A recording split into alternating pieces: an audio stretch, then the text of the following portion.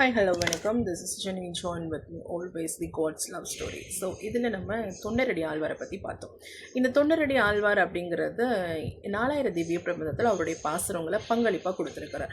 அவருடைய தொகுப்பு பார்த்திங்க அப்படின்னா திருப்பள்ளி எழுச்சி மற்றும் திருமாலை, அதாவது 40 பாடல்கள் 10 பாடல்கள் அப்படிங்கிற தொகுப்பாக அவர் 4000 திவ்ய பிரபந்தத்தில் எழுதியிருக்கிறார். அடுத்து பார்த்திங்க அப்படின்னா இந்த பெருமாளை நம்ம கும்பிட போது 12 ஆழ்வார்களும் அவருடைய இருப்பாங்க அப்படின்னு நான் சொன்னேன். ஸோ இந்த 12 ஆழ்வார்களையும் எப்படி அவருடைய உருவத்தில் பார்க்கலாம் அப்படின்னு கேட்டிங்க அப்படின்னா அதற்கான விடை நான் இப்போ கூறுறேன். அதாவது ஃபர்ஸ்ட் நம்ம இறைவனுடைய கையில் இருக்கக்கூடிய சங்கு பார்த்தீங்க அப்படின்னா யார் அப்படின்னு கேட்டிங்க அப்படின்னா பொய்கை ஆழ்வார்.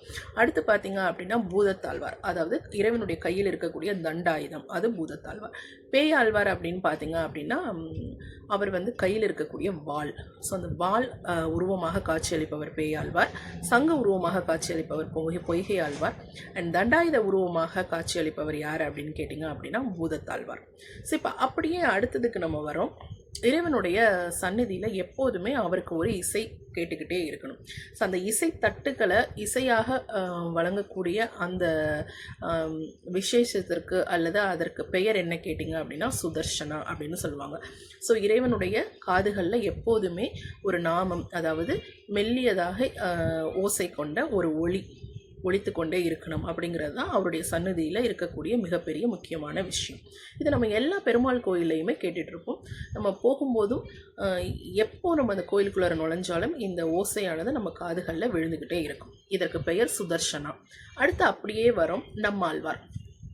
ஸோ இந்த நம்மாழ்வார் தான் இங்கே மிகப்பெரிய முக்கியமான அச்சாணியாக இறைவனுக்கு செயல்படக்கூடியவர்.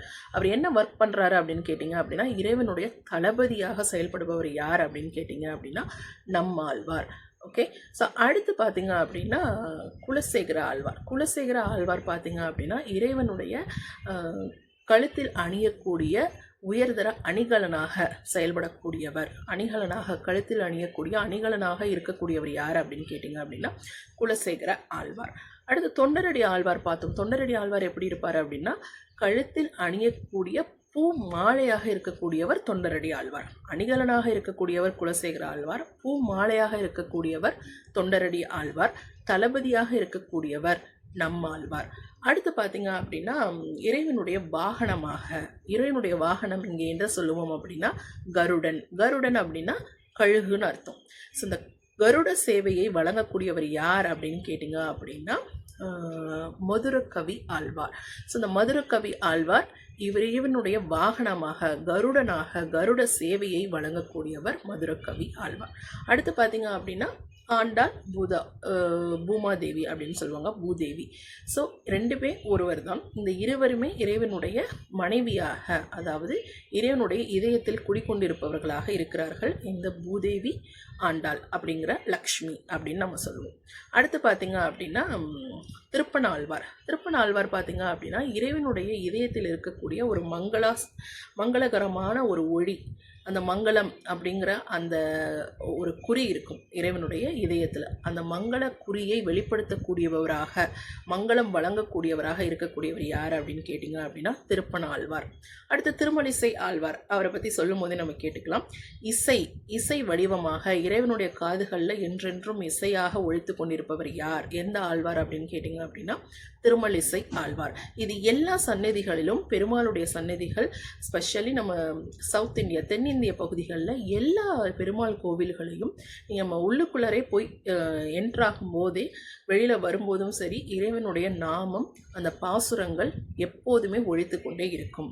இந்த மாதிரி அதாவது இசையை ஒழித்து கொண்டிருக்கணும் அப்படிங்கிற அந்த அருளை பாலிக்கிறவர் யார் அப்படின்னு கேட்டிங்க அப்படின்னா திருமலிசை ஆழ்வார். ஸோ இப்போ இந்த 12 ஆழ்வார்களும் இறைவனுடைய முழுக்க இருந்து நமக்கும் மக்களுக்கும் அருள் பாலிக்கிறார்கள், ஆசீர்வாதத்தை கொடுக்கிறார்கள் அப்படிங்கிறது தான் உண்மை.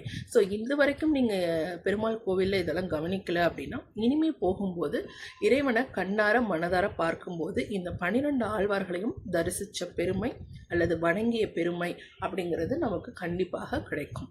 ஸோ தொடர்ந்து அடுத்த நிகழ்ச்சியில் வேறு ஒரு ஆழ்வாரை பற்றி பேசுவோம். நன்றி.